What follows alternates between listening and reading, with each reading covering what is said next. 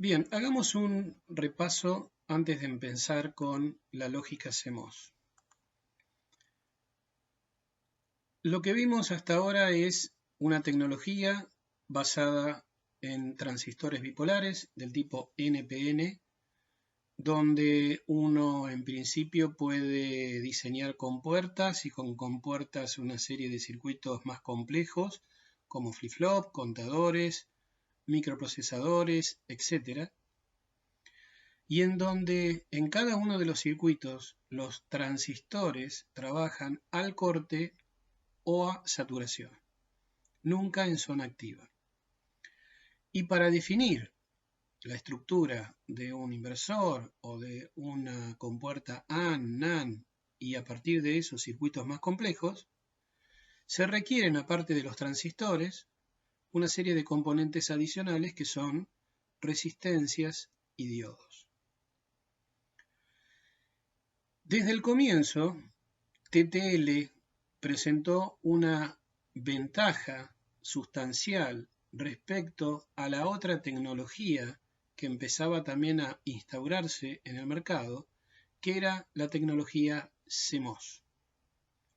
Si bien CMOS tiene una serie de ventajas, o en ese momento tenía una serie de ventajas en cuanto a menor consumo, mayor inmunidad al ruido, el poder trabajar con rangos de tensión diferentes a la única de 5 volt que tenía TTL, tenía un grave problema que era el de la velocidad de respuesta.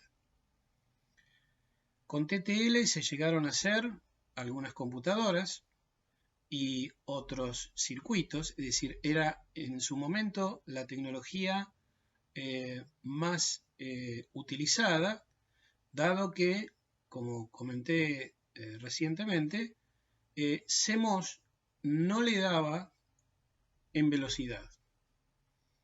Para todas aquellas otras aplicaciones donde se requiriera algo diferente a lo que era velocidad, CMOS tenía una cabida dentro del mercado. En principio, la lógica CMOS comenzó a llamarse, por ejemplo, según algunos fabricantes como la serie 4000 o la serie 14000, dependiendo si eso era de, por ejemplo, National Semiconductor o de Motorola. Y estos dos fabricantes, más otros más como Texas Instruments, empezaron a fabricar circuitos integrados de lógica basados en transistores de efectos de campo.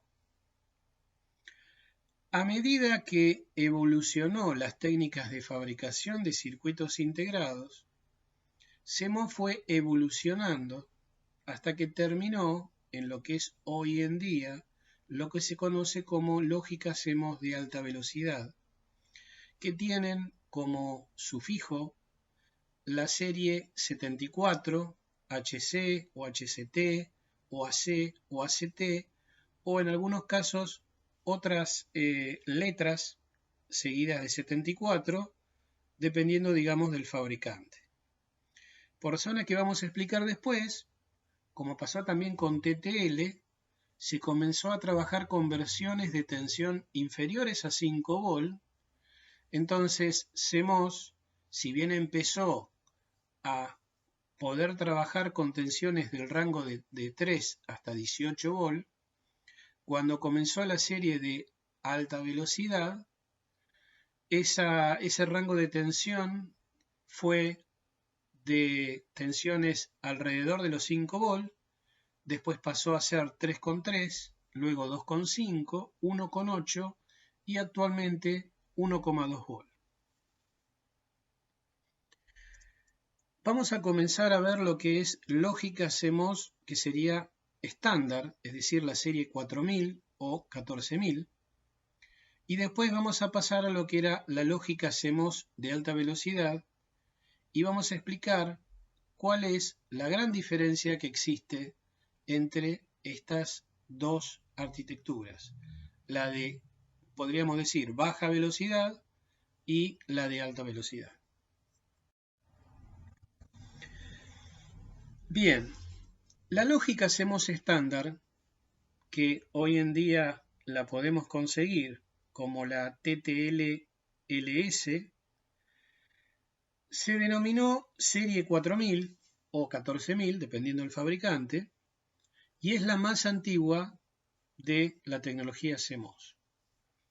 Las mayores ventajas que tiene la lógica CMOS estándar es el extremado bajo consumo, la mayor densidad de integración, es decir, la cantidad de transistores que se puede llegar a meter dentro de un chip es realmente muy grande. Y comparativamente con TTL, realmente es una gran ventaja que tiene CMOS. La otra característica importante es la alta inmunidad al ruido. Habíamos visto que en TTL, alimentado con 5 volt, el margen de ruido era alrededor de 400 milivolt. Bien, CMOS para la misma tensión de alimentación de 5 volt es de aproximadamente 1,45-1,5 volt. Es decir que es un poco más de 3 veces más alta la inmunidad al ruido que se tiene en CMOS respecto de TTL.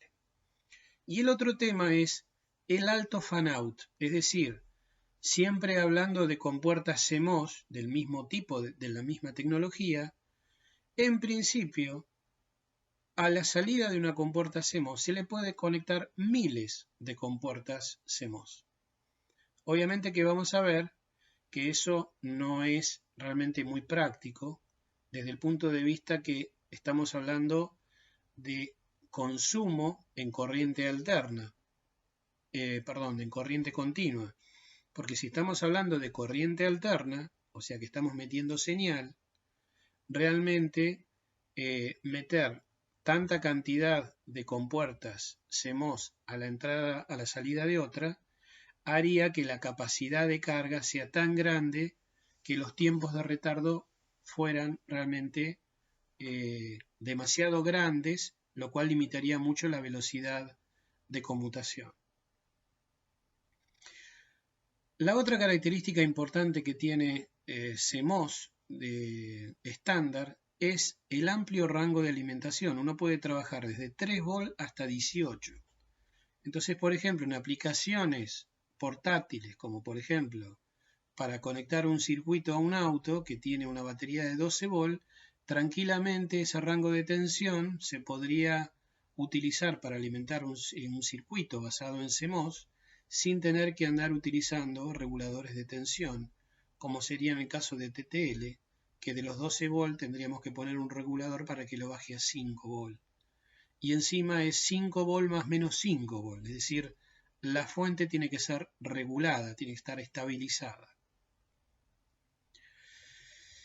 Bien, en la evolución de la lógica CMOS estándar uno puede conseguir dos versiones, inclusive, que se llaman la versión V, o sea, la 4000 y algo V, y la 4000 y algo V, donde la V significa buffer y V significa unbuffered. Es decir, en un caso, en la que es la serie B, tendríamos que los circuitos integrados, o sea, las compuertas, tendrían una mayor capacidad de corriente para manejar a su salida respecto de las que son V.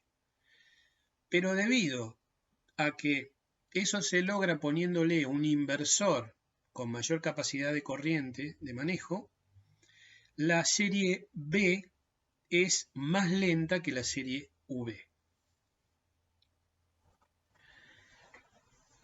Bien, vamos a comenzar a analizar, por ejemplo, cómo haríamos un inversor CMOS. El inversor CMOS es básicamente la combinación de dos transistores, uno de canal P y uno de canal N, tipo MOS. Como ustedes pueden ver acá, el transistor PMOS se conecta al drain a la tensión de alimentación VDD, que sería la positiva, y la masa, lo que iría a masa, o al 0 volt, generalmente se la describe como VSS. A diferencia de TTL, que se le pone VCC arriba y abajo ground. Bien, El drain entonces del transistor PMOS se conecta a VDD, el drain del transistor NMOS se conecta a la salida, el source del canal P se conecta a la salida y el source del transistor NMOS se conecta a la masa. Se unen los gates, ¿sí? Y se entra con la señal de entrada a través de los gates de ambos transistores. Lo que tienen acá a la izquierda sería la manera, o sea, una vista en corte, donde se podría ver el sustrato de silicio. Es decir, básicamente toda la tecnología CMOS trabaja a través de un sustrato de silicio que está dopado con donores aceptores en este caso, y sobre él se generan, digamos, las islas para obtener, por ejemplo, lo que tenemos acá, que sería el transistor NMOS y acá el transistor PMOS, pero que se lo crea a partir de lo que se denomina un pozo N, es decir, donde tenemos átomos donores. Bien, se realizan metalizadas las uniones para obtener, por ejemplo, la salida a través de esta pata y esta pata.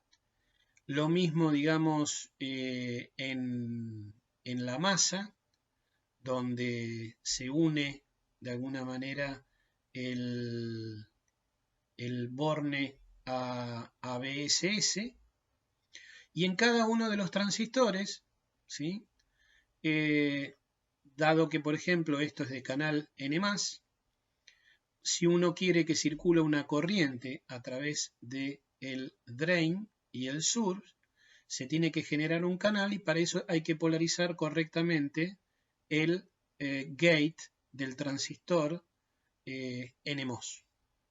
Lo mismo se tendría que hacer en el transistor de canal P, donde el gate tiene que estar bien polarizado para que se pueda generar el canal, entonces puedan circular portadores desde VDD por acá a out. La polarización es en el transistor NMOS, es aplicar una tensión, en principio por ejemplo una tensión que sería VDD, con eso el transistor NMOS se lo polarizaría de tal manera que entraría en actividad. Lo mismo el transistor de canal P, si se lo quiere polarizar en directa, lo que hay que hacer es aplicarle una tensión, por ejemplo BSS, una tensión menor acá que la que tiene VDD, entonces el transistor entraría en actividad. Y cuando hablo en actividad de uno o del otro, me refiero a sacarlo del corte. Porque por más que lo ponga activo al transistor, si lo saco en el corte, todavía me quedan dos estados posibles, que el transistor esté en régimen lineal, trabajando, por ejemplo, haría con las veces de una resistencia, o por ejemplo que esté saturado.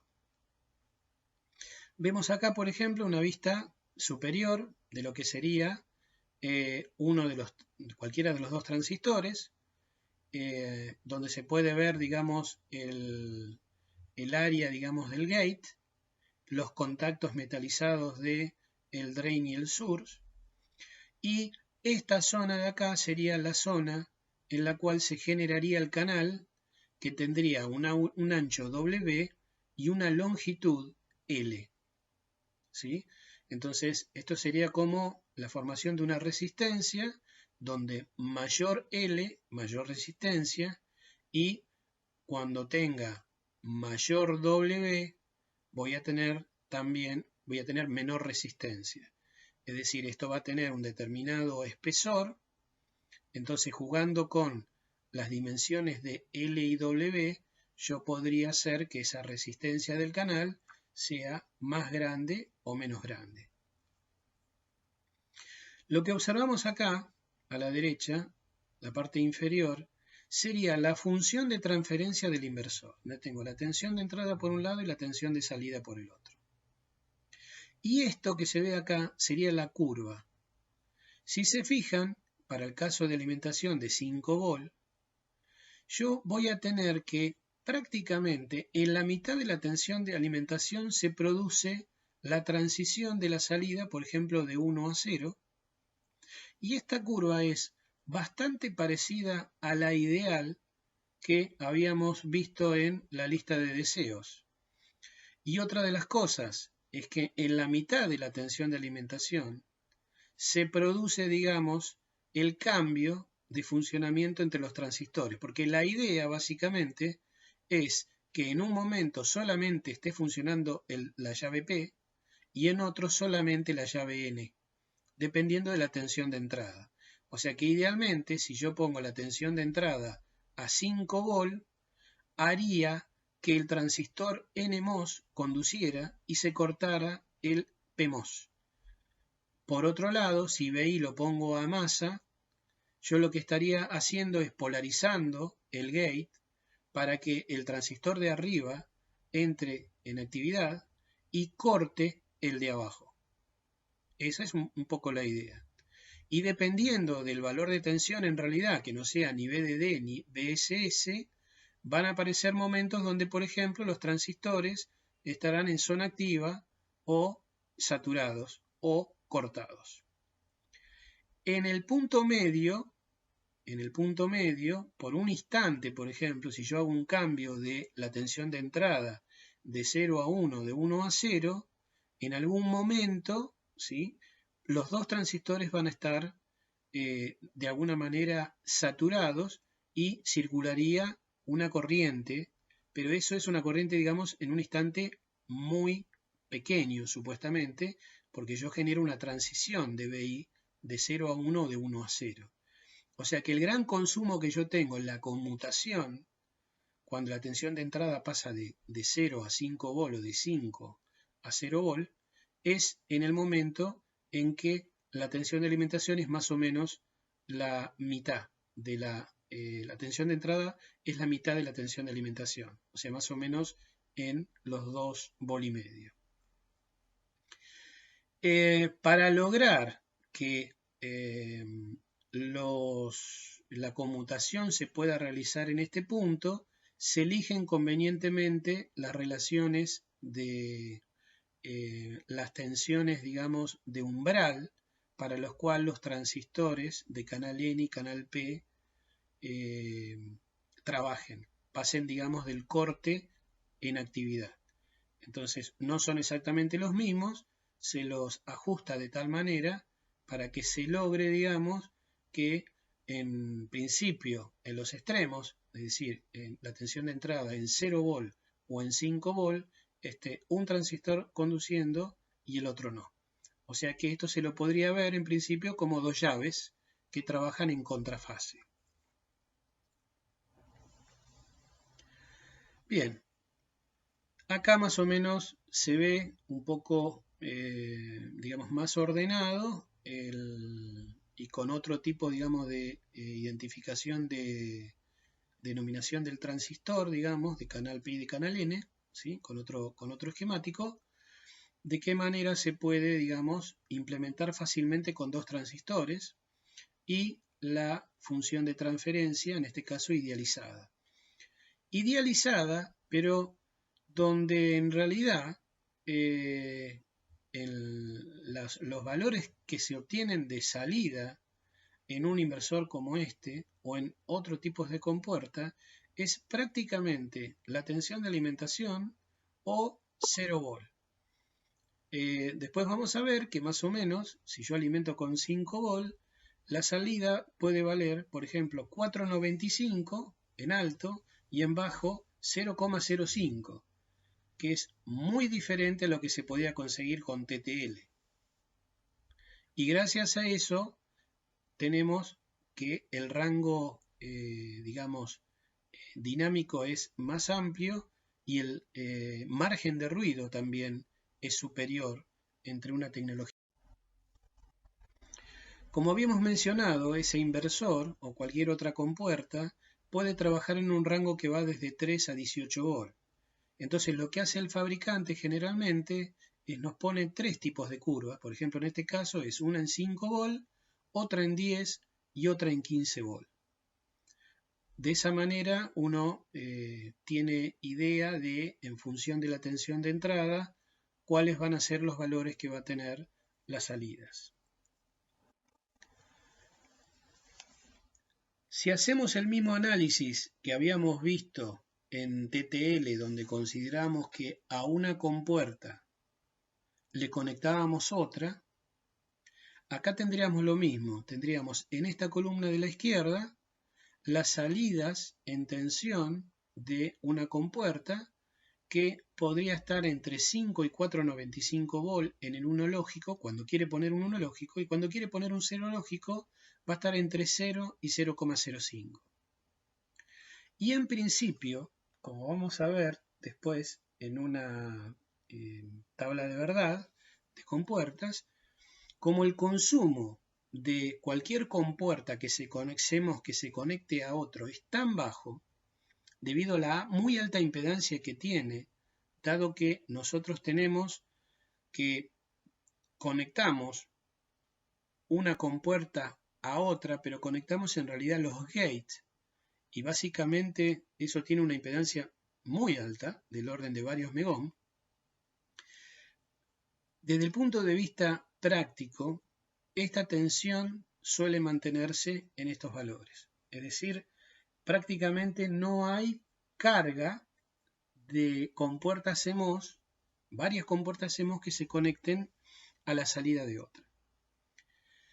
Lo que sí me especifica el fabricante es que desde el punto de vista de una entrada de una compuerta, me va a reconocer bien un 1 lógico si yo le pongo una tensión entre VDD y 3,5 volt. Y me va a reconocer bien un 0 lógico si le pongo una tensión entre 0 volt y 1,5 volt. Si ustedes se fijan acá, y estos son los rangos de tensión que la salida de una compuerta CMOS pondría, yo tranquilamente voy a quedarme seguro de que no voy a tener problemas en cuanto a entrar en esta zona que es la zona indeterminada, donde no sé qué valor lógico va a adoptar ese circuito si entro con estos valores. Lo mismo ocurre en el 1 lógico. Y por lo tanto, así como habíamos visto en TTL, acá el margen de ruido en estado alto y en estado bajo es de 1,45 volt. Es decir, como 3 veces, un poco más, de lo que yo tenía en el caso de TTL, alimentado también con 5 volt. Está de más decir que como CMOS estándar puede trabajar, por ejemplo, en 10 o en 15 o hasta 18 volt, desde el punto de vista de valor absoluto, en volts, el margen de ruido va a ser mayor cuando mayor es la tensión de alimentación del circuito. Entonces, si para alguna aplicación yo requiero que el margen de ruido, por ejemplo, sea de 2 volt, yo tranquilamente podría trabajar con una tensión de alimentación, por ejemplo, de 12 volt. Entonces podría cumplir con esa especificación. Bien, dijimos que el inversor era una combinación entre dos transistores, uno de canal N y uno de canal P. Y de alguna manera dijimos que dependiendo de cómo era la polarización de cada uno de los transistores, yo podría hacer que los transistores entren en corte o que por lo tanto el circuito está sin conducir corriente entre drain y source, o podría ser que funcione el transistor drenando corriente entre drain y source, pero puede ser que esté en zona lineal o puede ser que esté en la zona de saturación. En la zona de saturación, la corriente que va a pasar por el transistor va a depender básicamente de la resistencia de carga. Y en el caso de que esté trabajando en la relación lineal, de alguna manera, entre drain y source, tendría como una especie de resistencia, donde la corriente será función de la tensión BDS que yo le aplique. Bueno, según ustedes han visto en otras materias, las ecuaciones que rigen para que los transistores trabajen en zona de corte, lineal o en saturación, en este caso es para el transistor de canal N, el de canal P es similar. La zona de corte se puede conseguir si uno tiene que la tensión gate source menos la tensión umbral, que generalmente es de 1,4 volt, es menor que 0. Es decir, esto está relacionado con la tensión umbral de canal N. Lo mismo pasará con el transistor de canal P. En la región lineal, si uno garantiza que la tensión drain source está entre 0 y VGS menos VT, se puede hacer que el transistor funcione, digamos, como si fuera una resistencia. Y en la región de saturación, para lograr eso, uno tiene que tener que la tensión VDS sea mayor que la tensión VGS menos la tensión umbral. Obviamente acá en la región lineal la corriente IDS va a depender de una serie de parámetros, lo mismo que en saturación, pero en ambos casos, por ejemplo, la corriente está relacionada con W sobre L, que eran las dimensiones del canal que se forma entre drain y source, ¿sí? Por lo tanto, si yo modifico los valores de WL, puedo modificar los valores de la corriente que se va a tomar en zona lineal o en zona de saturación. Además, la corriente también va a depender de la tensión de gate source y la tensión de umbral, como habíamos visto, tanto en el funcionamiento lineal como en el funcionamiento en saturación. La capa de óxido, que de alguna manera está en función del espesor, ¿sí?, en el gate, también juega un papel que puede de alguna manera controlar los valores de corriente. Entonces, esto me sirve a mí para poder limitar, ¿sí?, la máxima corriente que circula por los transistores y por lo tanto la disipación de los mismos.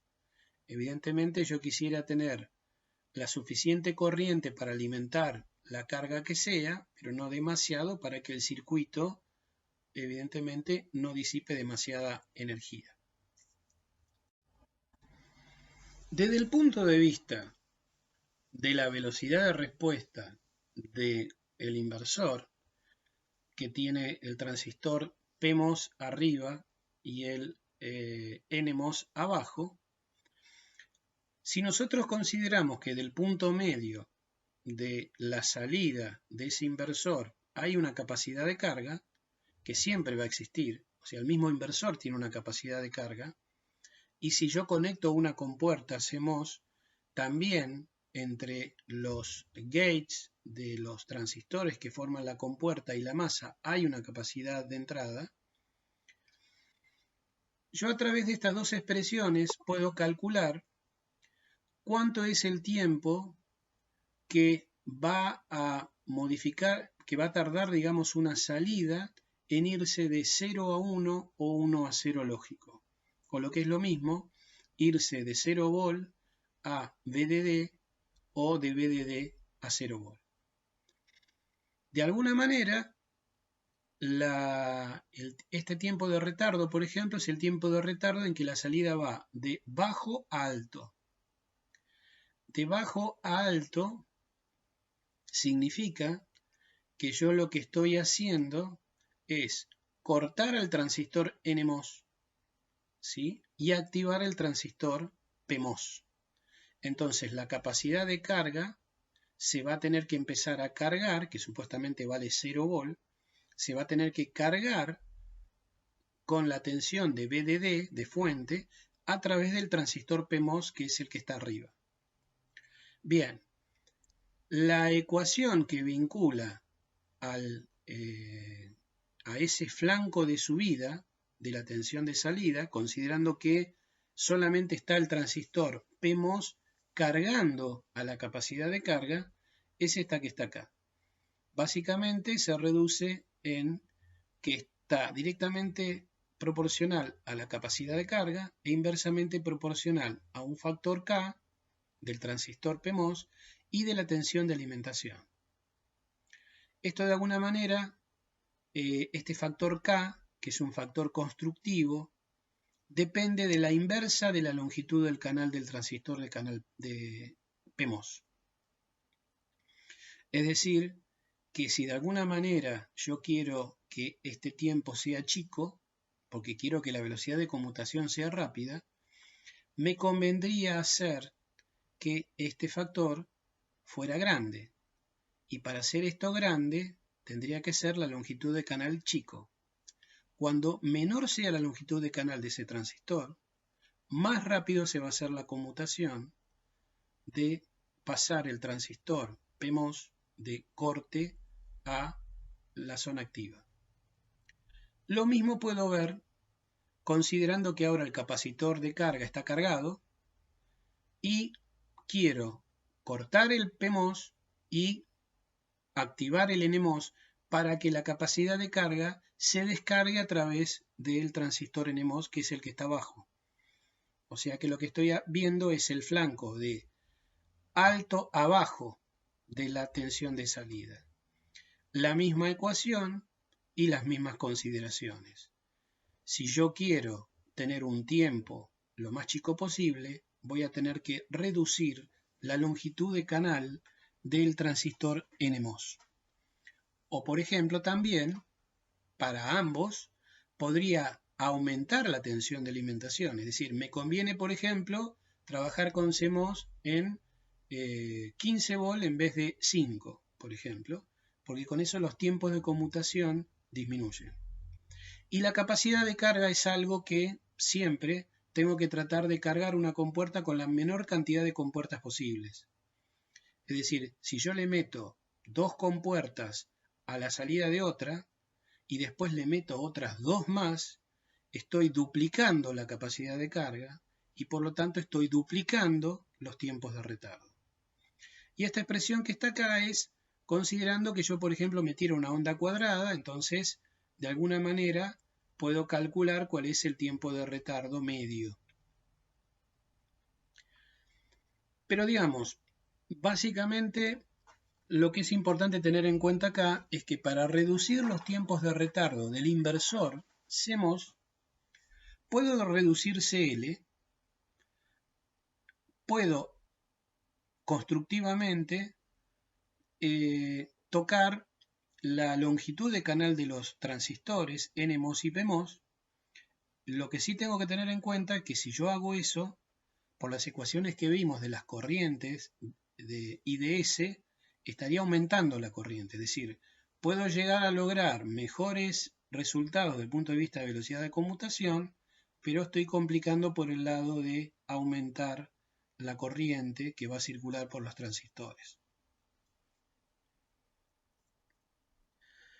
Sobre esto voy a volver más tarde, porque esto es la clave de por qué CMOS llegó a superar a TTL en cuanto a velocidad. Básicamente por una cuestión de tecnología de fabricación que logró reducir la longitud de canal de los transistores dramáticamente, logrando tiempos de retardo iguales y hasta superiores que la versión TTL.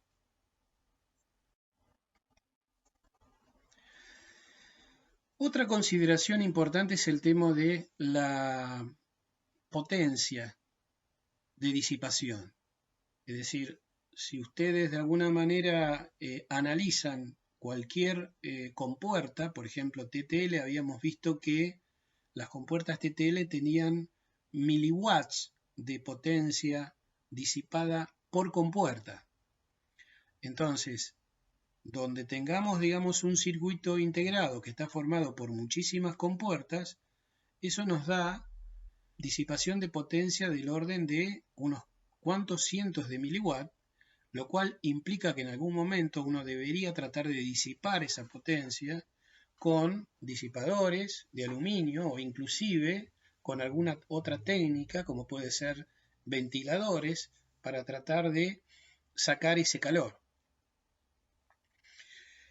En TTL, si uno en general hace una curva de disipación de potencia de una compuerta en función de la frecuencia de operación, la curva es prácticamente horizontal. ¿Por qué? Porque se gasta, si bien yo puedo tener una compuerta que se conecta a una carga, toda la energía que se requiere para conmutar ese circuito se gasta internamente. Y es muy poca la energía que se utiliza para cargar y descargar a la carga, que generalmente también en TTL se puede reducir en una resistencia y una capacidad CL. En CMOS pasa exactamente al revés.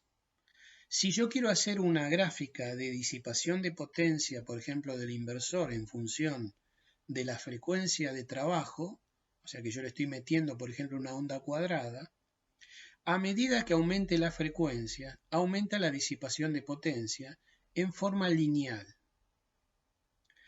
Es decir, la ecuación de la energía en el inversor está dada por esta ecuación, 1 medio de CL por VDD al cuadrado, donde VDD es la tensión de alimentación. Y la energía, como está relacionada con potencia y tiempo, o potencia y frecuencia, es igual a poner 2FE. Por lo tanto, si yo reemplazo eso, voy a tener que la potencia es directamente proporcional a la frecuencia por la capacidad de carga y por la tensión de alimentación al cuadrado. Esta ecuación es muy importante porque me está diciendo que si yo doblo la frecuencia de operación, el chip, o mejor dicho, la compuerta, va a aumentar al doble la disipación de potencia. Si yo cargo el doble de lo que tenía antes una compuerta, o sea que aumento CL por 2, estoy también multiplicando la potencia de disipación por 2. Y este punto acá es clave.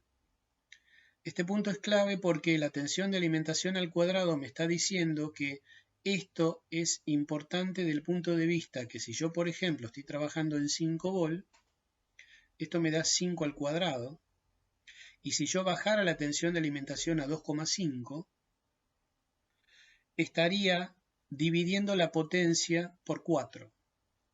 Este es el truco que se usó durante algunas décadas en la fabricación de las computadoras, de los microprocesadores de tecnología CMOS, donde se quería cada vez mayor frecuencia, entonces lo que se hacía es empezar a bajar la tensión de alimentación de los circuitos integrados. Si por ejemplo yo aumentaba la frecuencia de 100 MHz de los micros a 200 MHz, o por ejemplo de 100 MHz la cuadruplicaba, solamente tenía que bajar la tensión de alimentación a la mitad. O sea que para obtener la misma disipación de potencia con una determinada frecuencia, si yo cuadriplico la frecuencia, era necesario simplemente bajar la tensión de alimentación a la mitad. Por ejemplo, para trabajar en 2,5 volt. Bueno, eso tiene un límite, porque yo no puedo trabajar con tensiones demasiado bajas, porque empiezo a tener serios problemas de funcionamiento. Y hoy en día se ha llegado más o menos, no sé si a un límite, pero a estar trabajando cerca del volt, en 1,2. Obviamente se llega a un punto en el diseño de los microprocesadores donde aún se quería seguir aumentando más la frecuencia, pero si se fijan en las especificaciones, prácticamente estamos ya en un límite de alrededor de los 4 GHz de frecuencia de trabajo de los microprocesadores. Ya si quiero de alguna manera mayor performance, bueno, ahí empezaron las actividades de trabajar con más de un núcleo de microprocesador, poniendo 2, poniendo 4, poniendo 8, etcétera, etcétera. Entonces se llegó un momento donde ya no se podía bajar demasiado la tensión de alimentación y se quería mayor performance, porque obviamente todo esto es que mayor frecuencia de reloj se pueden hacer mayor cantidad de operaciones por segundo.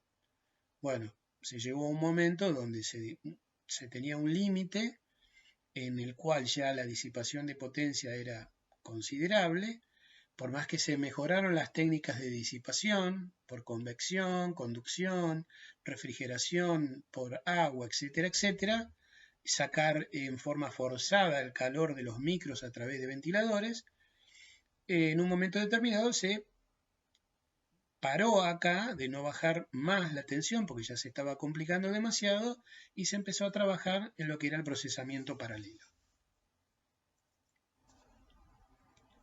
Bien, las estructuras CMOS estándar, y esto que hablamos de cómo se hace un inversor CMOS, o una compuerta NAND o una compuerta NOR, etc., los circuitos son exactamente igual para el CMOS original, el CMOS estándar, que para el CMOS de alta velocidad. El truco básicamente es que las de alta velocidad es porque se tocaron las dimensiones de los transistores, pero las estructuras siguen siendo las mismas, a diferencia que en TTL, que comenzó con una versión estándar de 74 y se terminó con un 74 LS, ALS y FAS, donde las estructuras formadas por transistores cambiaron dramáticamente. De pasar, por ejemplo, de simples transistores bipolares NPN a pasar, por ejemplo, a transistores del tipo Schottky e inclusive utilizar diodos Schottky, aparte de las resistencias, etc. Acá tenemos tres ejemplos, una NAND de 2 entradas, una NAND de 3 entradas y una NOR de 2 entradas. Un poco la filosofía de diseño de compuertas en CMOS es lo que se denomina la antisimetría.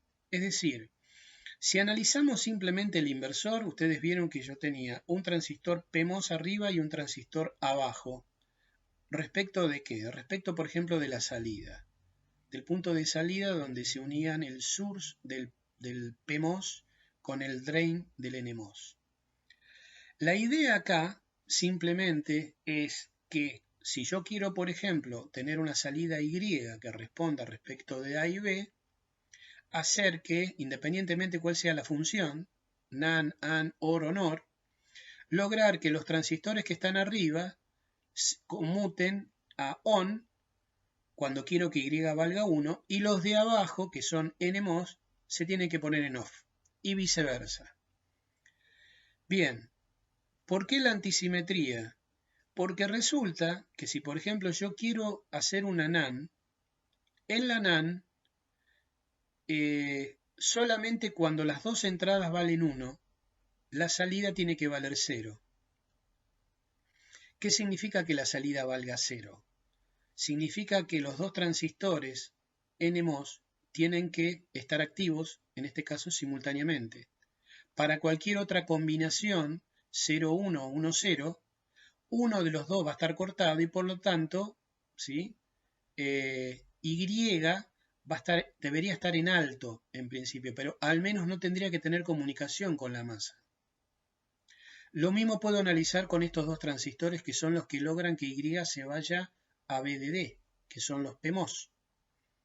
Cuando yo ponga alguno de los dos, ¿sí? Alguno de los dos aparezca, por ejemplo, si yo pongo 0, 1, ¿sí? 0 o 1.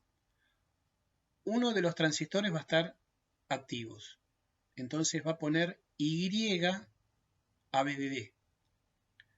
Pero solamente cuando estén 1 y 1 los dos que acá están en paralelo, están los dos cortados. Y como vimos anteriormente, el poner 1, 1 acá hace que estos dos estén conectados. La única manera, entonces Y se va a ir a 0 y va a estar desvinculado de VDD. Ese es el truco. Y de ese truco sale que siempre existe una antisimetría, es decir, que si acá están los dos en cascada, acá tiene que estar en paralelo. Y si yo quiero hacer una NAND de 3 entradas, voy poniendo otro transistor más en paralelo, PMOS, y pongo acá otro NMOS en cascada. Para hacer la NOR, de alguna manera se utiliza el mismo criterio, pero donde acá en realidad para poner en la NOR alguno de estos que valga 1, yo sé que la salida tiene que valer 0. Por lo tanto, cualquiera que tenga un 1, o los dos 1, tiene que hacer que Y se vaya a masa. Por lo tanto, tengo que poner los dos transistores NMOS en paralelo. Por el contrario, en la parte de Y, cuando se quiera poner a 1 lógico, tengo que poner los dos transistores PMOS en cascada. Porque la única manera de lograr que Y se conecte a VDD es que este transistor PMOS conduzca y este también. O sea que acá tenga un 0 lógico y acá también un 0 lógico en A y B. O sea, hablando de 0 lógico estoy hablando de a masa. Y el 1 lógico estoy hablando a 5 volt. Esa es un poco la estrategia para el diseño de otras compuertas. Ahora bien, lo mismo que pasa en TTL. Yo quiero hacer una AND. La AND se hace con una NAND y un inversor.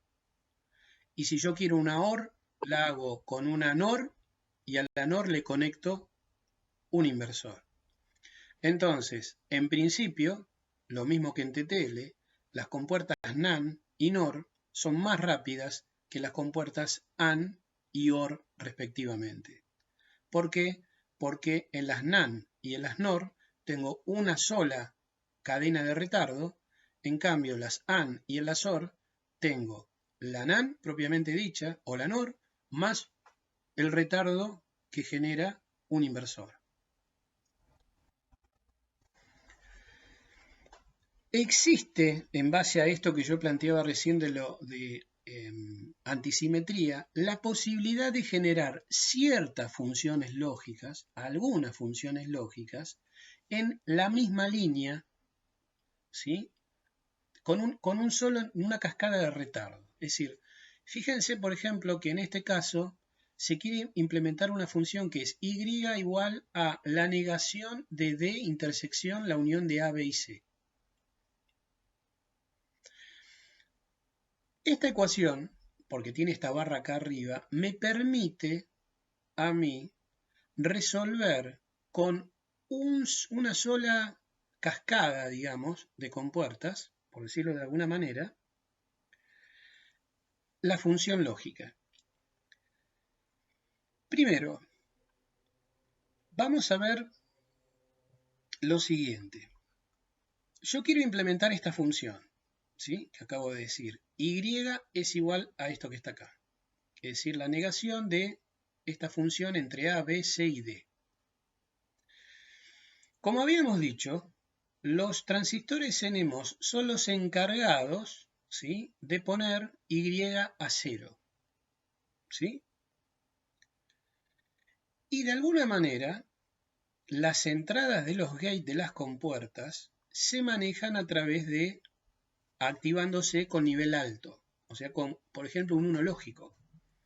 Es decir, si yo pongo un 1 lógico en este transistor, lo voy a activar. Y si pongo un 1 acá en A, B y C, voy a activar a cada uno de ellos así.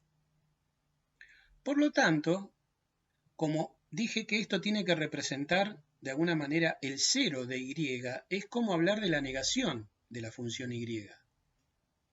Es decir, lo que para poner un 1 implica que alguno de estos transistores haga las cosas como para que se una YVDD, lo mismo pasa con los transistores NMOS, que se las tiene que arreglar para que si quiero que Y valga 0, van a tener que de alguna manera activarse de tal manera que Y realmente consiga un camino con resistencia idealmente 0 a masa. Entonces, la función negada de Y, que es la que pone a 0, la encargada son los transistores NMOS. Por lo tanto, si Y es esto que está acá, Y negada es esto mismo, pero sería D intersección A unión B unión C. Y fíjense que para hacer esta ecuación, lo que tengo que hacer es que no solamente D tiene que estar en 1, sino que tiene que estar en 1 al menos alguno de estos, de A, B o C. Entonces puedo poner esto de esta manera. El arreglo de los transistores NMOS, ponerlo como el paralelo de A, B y C con la cascada en serie de D. Entonces, Si D vale 1 lógico y algunos de A, B y C valen 1 lógico, se me cierra el camino de Y a 0. O sea que estoy haciendo la negación de la función Y que quiero.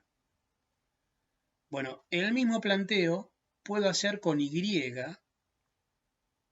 que Y se quiera poner a B de D, con la ecuación esta que está acá, ahora sí, no la negación, sino Y en sí. Pero tengo que tener cuidado porque resulta que los transistores PMOS se activan pero poniendo un 0 en sus gates. ¿Sí? Entonces, acá viene el tema en que tengo que hacer las cosas de tal manera que ahora se van a activar con las variables negadas. Entonces, por ejemplo, esta estructura que yo puse acá, que fíjense que en realidad es la antisimetría de esta, y vamos a ver si resulta, donde tengo estos tres transistores en paralelo, acá los puse en serie, y donde tenía la serie de D con todo esto, acá tengo el paralelo de D con todo esto. Es decir, esto responde a D negado unión A negado intersección B negado intersección C negado, y las barritas son porque justamente esto va a hacer que Y valga 1, pero si le pongo un 0 a la entrada de D, lo mismo acá A, B y C. Y de acá puedo demostrar que esto en realidad, que está acá, es la ecuación de Y que me da esto. Es decir, aplico De Morgan y me va a quedar que igual esto responde bien a D, a A, a B y a C.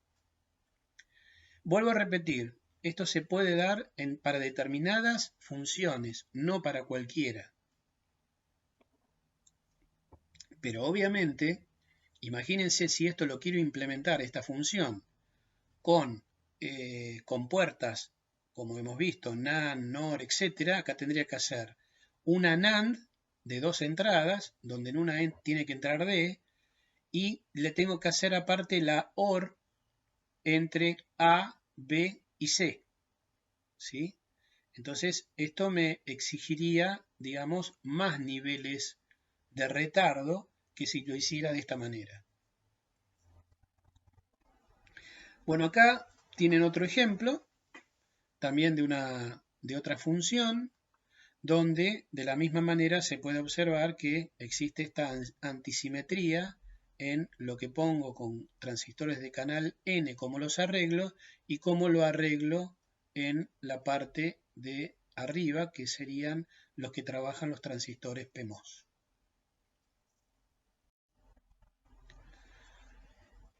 Bien. Esto que está acá es simplemente una introducción, no voy a entrar mucho en detalle, pero básicamente es la explicación del funcionamiento de lo que sería una llave analógica CMOS, que les había comentado que la llave analógica implementada con CMOS tenía la gran ventaja que podría manejar señales de entrada arbitrarias, es decir, no simplemente tiene que ser una señal de una onda cuadrada, sino que yo podría llegar a meter una onda sinusoidal, triangular, etc. Cosa que en TTL eso no se puede conseguir. Bueno, en principio, esto se denomina compuerta de paso o passgate.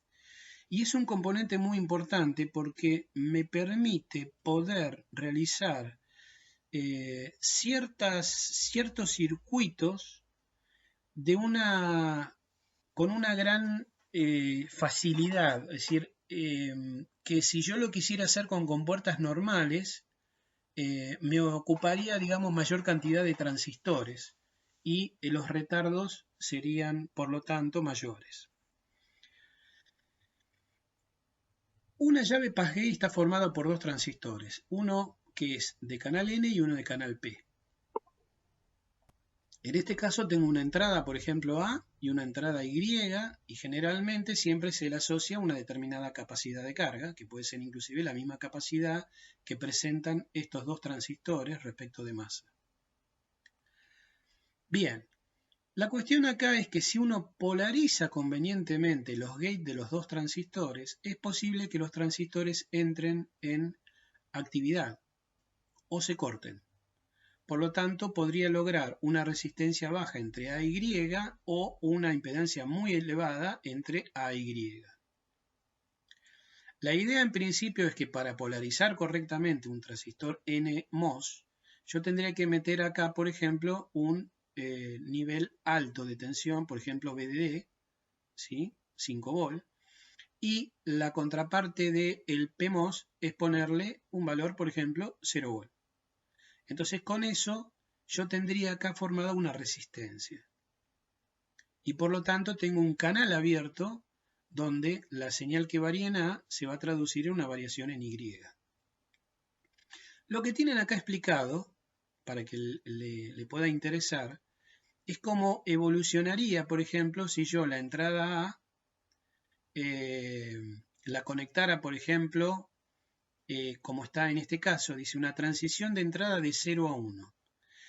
Es decir, yo activo los dos transistores, le pondría permanentemente acá C, por ejemplo, 5 volt o VDD, y C negado lo pondría masa, que es lo que está dibujado acá y acá. Pero con la diferencia que en un caso, yo digo, bueno, está el capacitor descargado y quiero conectar a A, la conecto a 5 volt, a VDD. Entonces, este es el circuito que me quedaría.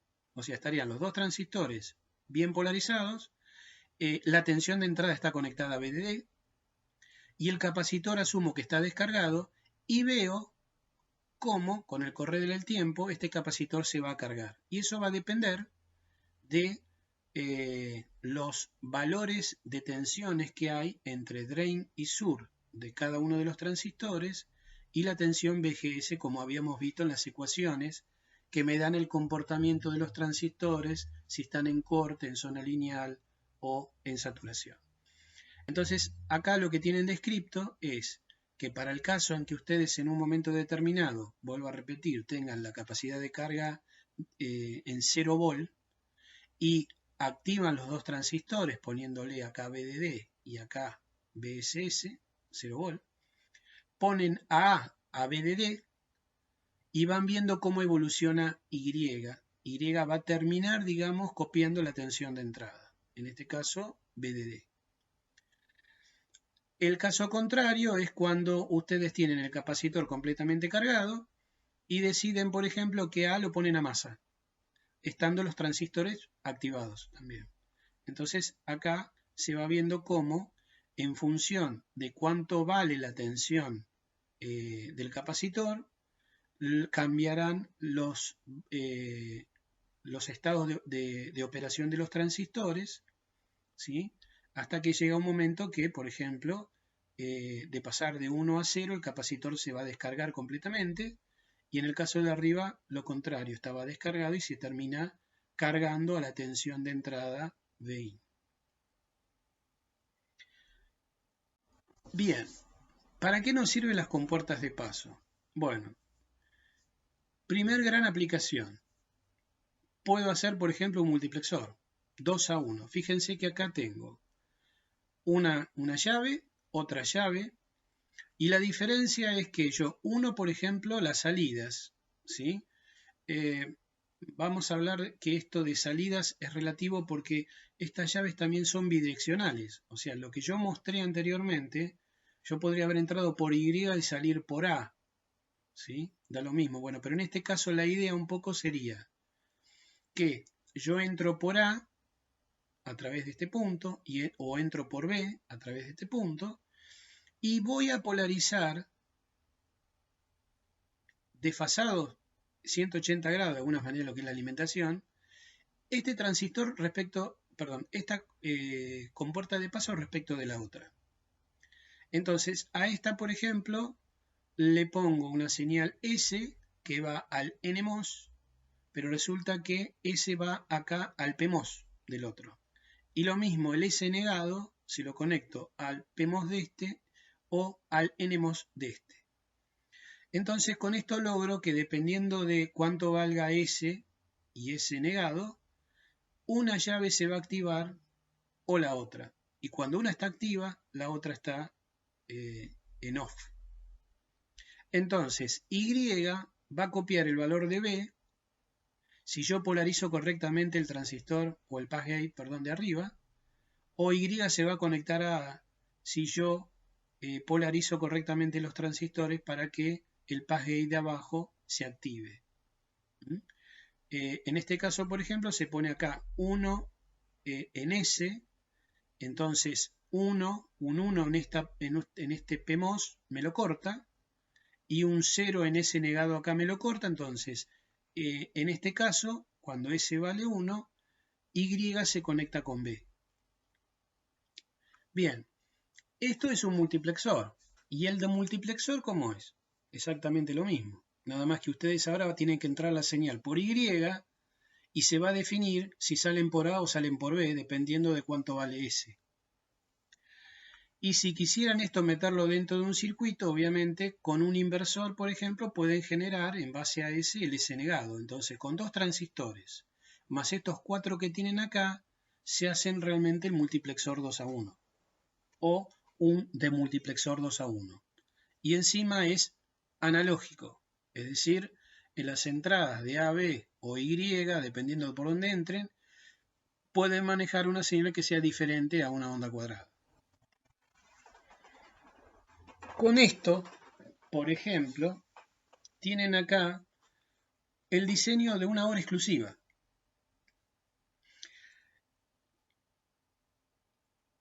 Acá hay un inversor, ¿sí?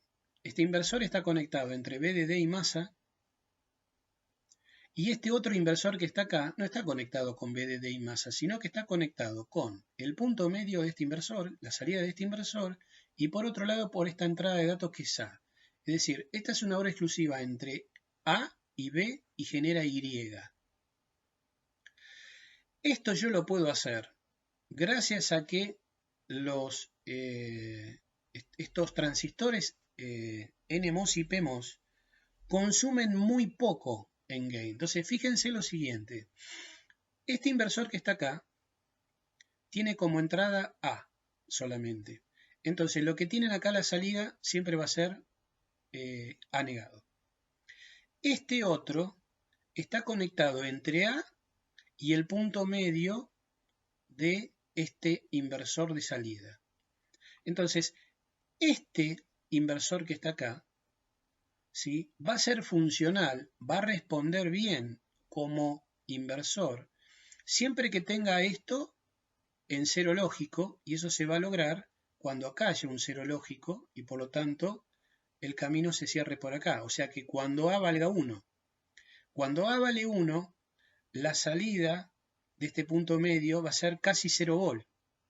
Entonces, un 1 acá en A hace que acá haya una tensión también casi VDD y acá casi 0 volt. Entonces, este inversor puede funcionar como tal. Y este inversor tiene como entrada de datos lo que viene de B. Entonces, si ustedes analizan esto, se van a encontrar que, por ejemplo, en lo que está puesto acá en azul, si vale 1 A y por ejemplo B vale 0, ¿sí?, un 1 acá y un 0 acá en la salida de este inversor hacen que este inversor funcione adecuadamente, está bien polarizado. Como dije que B vale 0, la entrada en 0 en este inversor hace que valga 1 esta salida. O sea que Y vale 1. Ahora bien, acá hay una compuerta de paso que entra con B por acá y acá sale algo que justo coincide con la salida de este inversor. Entonces vamos a ver qué pasa. Bueno, justamente esta compuerta de paso para esta condición que estoy analizando está cortado. O sea, no funciona la llave. ¿Por qué no funciona? Porque dije que A vale 1 y un 1 en un PMOS, este transistor está en off. Y aparte tengo que un 1 en A es un 0 a la salida de este inversor que polariza este transistor NMOS. Por lo tanto, un 0 anula este transistor. Entonces no hay información que provenga acá desde B a través de esta llave. Esta llave es como si no existiera. Entonces, para la combinación 1, 0, Y vale 1. Si lo ponen al revés, 0, 1, ¿sí? 0, 1, 0 en A y 1 en B.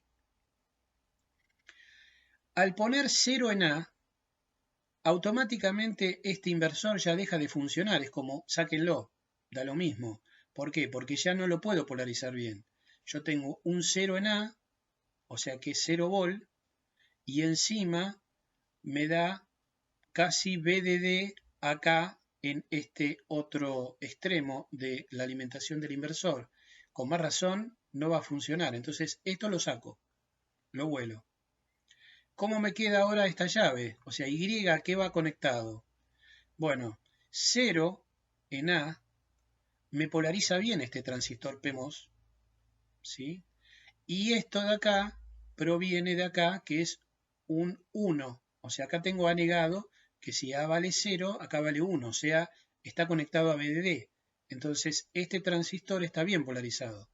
Por lo tanto, esto es una llave cerrada, donde B vale 1 y este 1 sale por Y. Si analizan los otros dos casos, por ejemplo, que sería 0, 0 y 1, 1, van a ver que el resultado es que Y vale 0. Y es justamente la función OR exclusiva. Solamente cuando sean diferentes A y B, va a hacer que Y se ponga en 1. Bien. Fíjense que acá tenemos 1, 2, 3, 4, 5, 6. Tenemos 6 transistores para hacer esta OR exclusiva. Si yo esto lo quiero hacer con la lógica estándar, inclusive en CMOS, ¿sí? Que sería esto de acá abajo, hacerla con dos inversores, dos compuertas AND y una OR. Esto me llevaría 16 transistores en total, contra 6 que tengo acá. Entonces fíjense que acá hay dos cuestiones, la posibilidad de usar esta compuerta passgate y la posibilidad de tener una estructura, como en este caso son los inversores, donde consumen muy poco, ¿sí? Y además que las salidas de los inversores son prácticamente las tensiones de alimentación, VDD y 0 volt. Es decir, este inversor de acá puede funcionar gracias a que, por ejemplo, esta pata de acá, cuando tiene que ser 0 volt, es prácticamente 0 volt. Y esta tensión de acá prácticamente es la tensión de alimentación que sería, por ejemplo, VDD. Si este A viniera de otra compuerta, cuando esa compuerta se pone en 1, prácticamente lo pongo en 5 volts, 4,95. Y igual funcionaría el CMOS, porque estos CMOS funcionan desde 3 volts hasta 18 volts. Bien.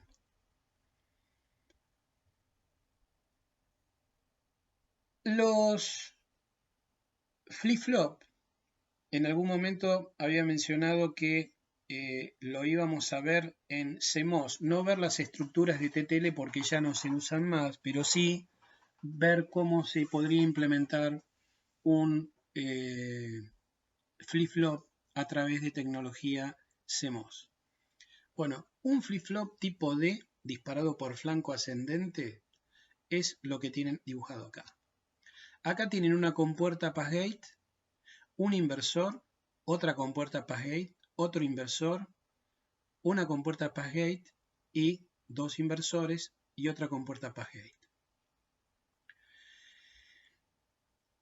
Indicado como Fi negado es un reloj de entrada, o sea, tengo un reloj de entrada que se llama clock, al cual pongo dos negadores para generar la misma señal, pero que se va a llamar Fi, y la Fi negada se saca del primer negador.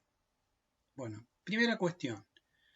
¿Por qué estoy negando dos veces cuando puedo obtener la señal directamente de clock? Bueno, la respuesta a esto es lo que habíamos visto, que a mí lo que me conviene es no cargar mucho a etapas anteriores. Entonces, si yo no hubiera hecho esto, si bien acá tengo un poco más de retardo, obviamente, aquel que va a darme la señal de reloj y lo conecto acá, lo único que va a ver acá es una carga de clock.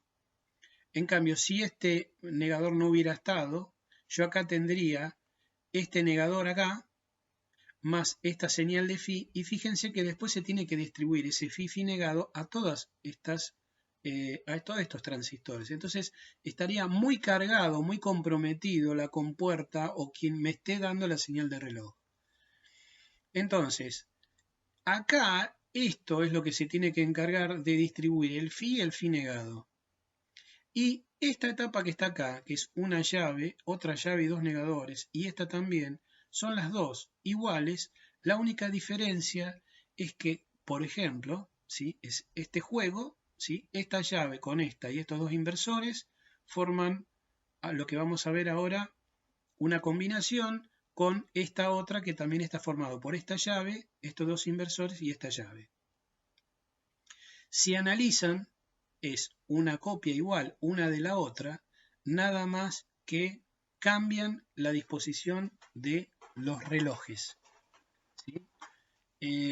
Esta llave de acá, por ejemplo, se comanda con phi y phi negado, y esta se comanda con phi negado y phi. Entonces significa que cuando esta llave está cerrada, la otra está abierta y viceversa.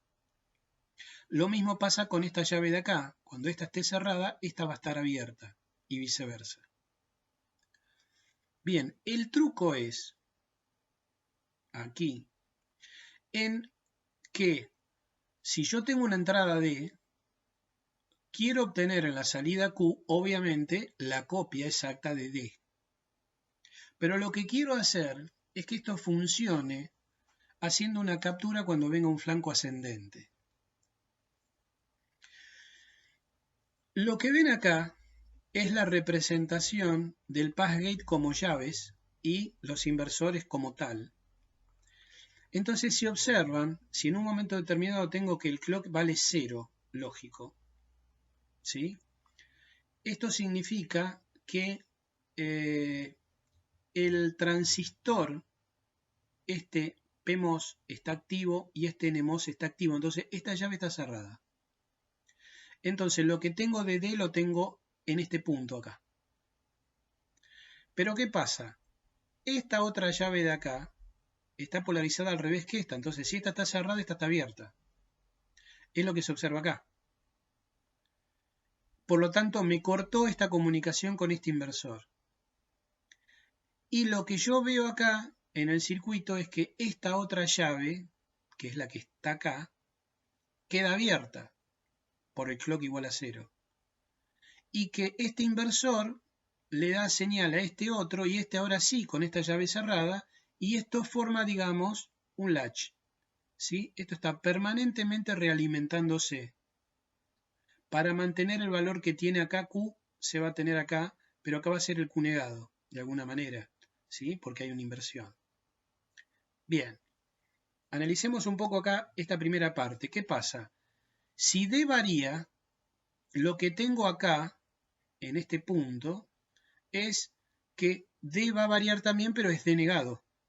¿Sí? Entonces, mientras clock vale 0 y D está cambiando de estado, va a estar cambiando de estado acá D negado también. Pero lo que yo tengo acá de Q es que está con el valor anterior que tenía Q, está realimentado. Por lo tanto, me almacena, me mantiene el valor que tenía antes. El truco en todo esto es que en el momento en que yo cambie el flanco de reloj, que está clock igual a 0, y pase el reloj a 1, se me cambia todo. Y me cambia todo significa que se me va a abrir esta llave, se me va a desvincular de la entrada del circuito interno, y ahora va a quedar la primera etapa de estos dos negadores, manteniéndome acá, en este punto, el valor de denegado, porque pasa a través de este inversor, ¿sí? Antes de que clock valga 1. Porque una vez que se abrió la llave, ¿sí? Este valor que estaba acá, que se transfirió acá negado, automáticamente se almacenó a través de esta realimentación. Y como esto ahora se abrió y está en el modo que se llama sensado, lo que yo tenga acá de denegado, al negarlo otra vez, me da D sin negar.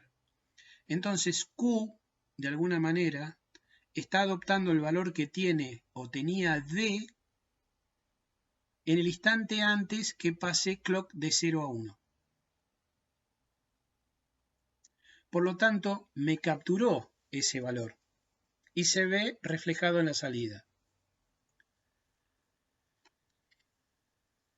Para que vuelva otra vez a sensar, tengo que pasar el clock a 0 y cuando vuelva el clock a 1, vuelvo de nuevo a tener en Q la salida actualizada. Y esa es la manera que funciona este flip-flop disparado por flanco ascendente. Bueno, y acá la pregunta es, ¿cómo podría ser, por ejemplo, para que esto sea disparado por flanco descendente?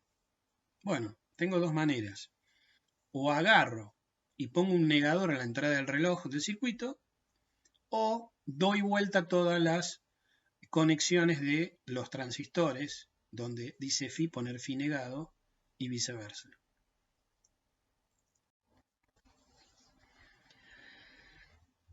Bien, en esta diapositiva estamos viendo el caso de cómo se podría obtener compuertas con salidas del tercer estado.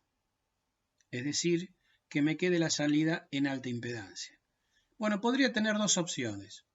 La primera opción sería, por ejemplo, esta, donde yo tengo un inversor y al inversor le agrego un transistor NMOS en cascada con el original y al PMOS también le agrego otro transistor PMOS al original, ¿sí? De los que están conectados al input le agrego uno más en cada uno y esos transistores en realidad va a estar comandados por una señal que por ejemplo se llama esta disable, donde puedo o debo de alguna manera controlar el de NMOS y PMOS con valores diferentes, ¿sí? De tal manera de que yo en este caso, por ejemplo, si quisiera que funcione normalmente, tendría que dejar este transistor NMOS permanentemente en on, lo mismo que este PMOS lo tengo que dejar siempre en on, y para hacer eso yo tendría que poner un 0 acá, o sea, sería poner un 1, ¿sí? Perdón, un 0 en la entrada de disable, ¿sí? De tal manera de polarizar adecuadamente los dos transistores. Y si yo llego a poner un 1, estaría cortando los dos transistores y por lo tanto estaría cortando la conexión de la salida respecto de VDD o de masa. La otra manera de hacer esto es dejando al inversor como está y agregándole una compuerta passgate que es una llave. Entonces, de la misma manera, yo puedo tener que la salida ahora no es la salida real del inversor, sino que pasa a través de la llave.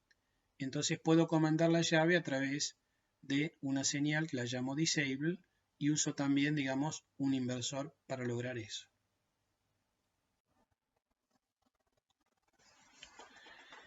Bien, en esta filmina tenemos ya una hoja de datos de una serie, digamos, de dispositivos CMOS de la serie B, o sea, la que está con un buffer para darme mayor capacidad de corriente.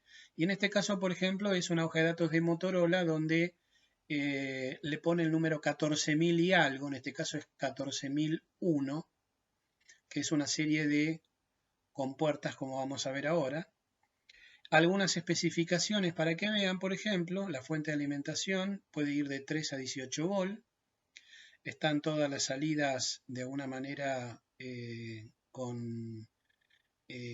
reforzadas en corriente.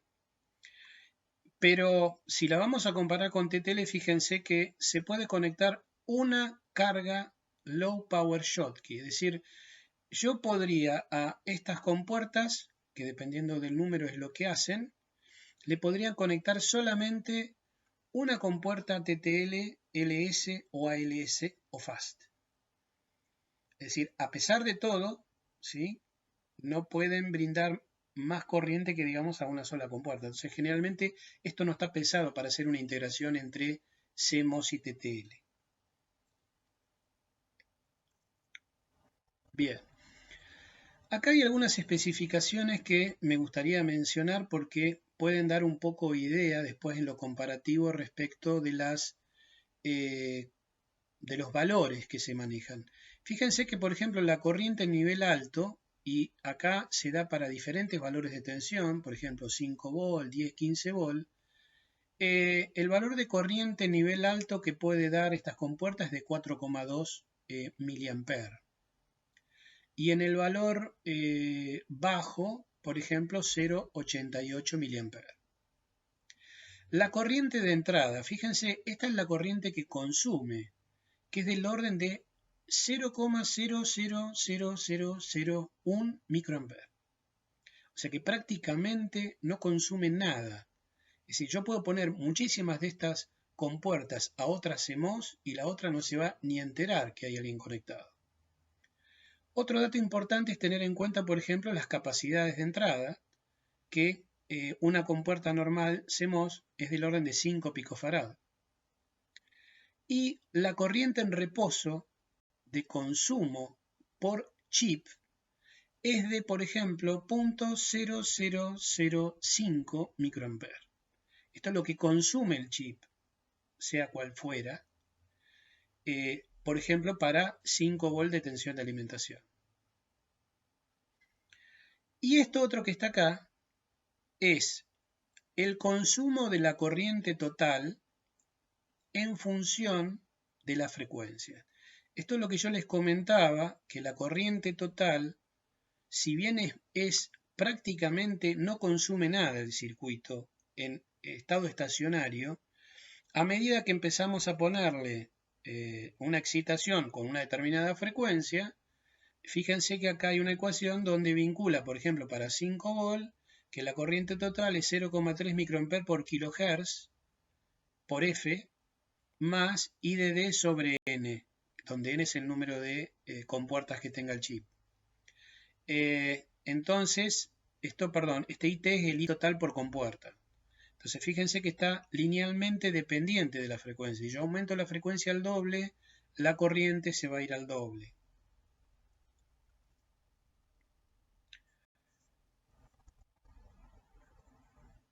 Bien, en este caso tenemos la parte de la información de corriente alterna, o sea, de switching, donde si se ve, por ejemplo, acá hay una entrada de señal, input, y esta sería, por ejemplo, una salida invertida y la otra salida no invertida, ¿sí? Si tuviéramos, por ejemplo, el caso de una compuerta o de un flip-flop que tuviera, por ejemplo, una salida invertida o no invertida. Bueno, esto sería el caso de alguna manera genérico, es decir, en vez de hablar de flip-flop, de compuertas. Una compuerta que está invertida como una NAND tiene esta respuesta y la AND tiene esta otra. O sea que acá lo que se está viendo es que las que son no invertidas tienen más retardo porque hay que agregarle un inversor para volver otra vez a invertir la señal. En este caso, por ejemplo, se puede ver que esta entrada que se va de 0 a 1, ¿sí?, genera una salida, por ejemplo, que va de 1 a 0, y están estos tiempos. Está el tiempo de retardo de alto a bajo, ¿sí? Este tiempo es un tiempo de retardo de propagación, donde lo único que me está diciendo es que si bien esto cambió, es recién en qué momento empieza a avivarse la salida que tiene que cambiar. Y después está el tiempo de bajada, en este caso, que es el T sub THL. Es decir, hay una combinación de dos tiempos. El tiempo en que se retarda la salida en darse cuenta que tiene que cambiar, y ya cuando empieza a cambiar, ¿con qué pendiente lo va a hacer? Va a tender a ese nivel lógico. En este caso sería tender a 0.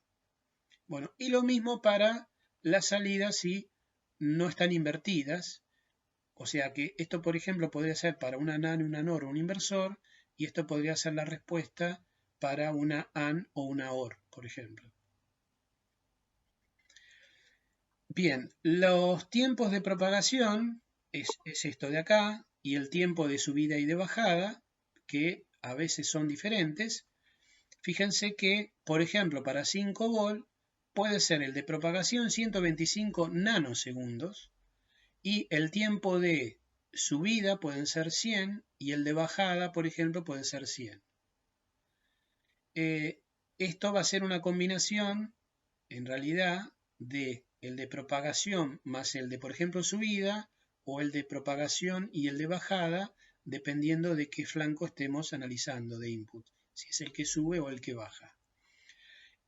Obviamente, estos tiempos van a ir bajando si empiezo a aumentar la tensión de alimentación. O sea, para 10 volt me está dando más o menos la mitad, y más o menos para 15 volt me estaría dando aproximadamente un tercio, digamos, de lo que tenía en 5 volt. Si esto lo comparo con TTL, TTL tiene tiempos de retardo de el orden de algunas decenas de nanosegundos. Y esto estamos hablando de más o menos 200 nanosegundos. CMOS estándar. Eso lo que nos está diciendo un poco es por qué en principio se utilizaba solamente TTL, porque la CMOS original era mucho más lenta que la TTL.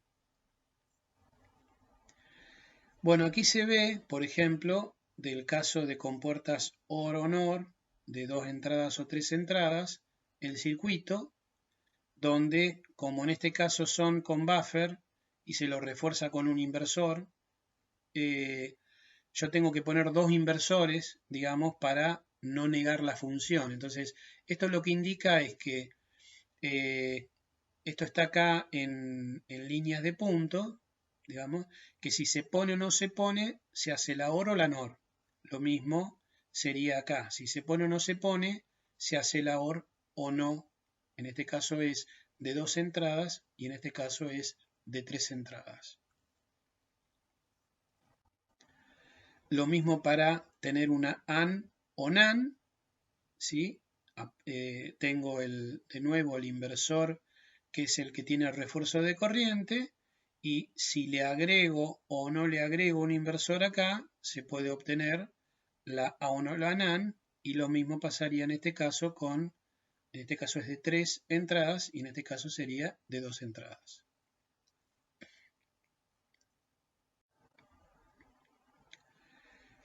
Bien, esto que está acá es la especificación de lo que habíamos visto de la llave passgate, ¿sí?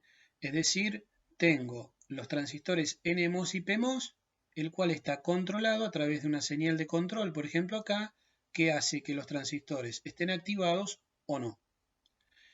Hay un chip, por ejemplo, como este, el 14016, con el cual nosotros podemos tener en forma independiente 4 llaves, ¿sí?, analógicas. Y esto que está acá es ni más ni menos que un multiplexor o demultiplexor 2 a 1 o 1 a 2, porque tengo 2 llaves que están controladas en contrafase por una señal input. Entonces yo podría entrar por A y elegir si salgo por B o C, si quiero hacer un multiplexor, o puedo elegir con qué salgo por A, si por B o C, ¿sí? Entonces ahí tengo de alguna manera las dos funciones posibles.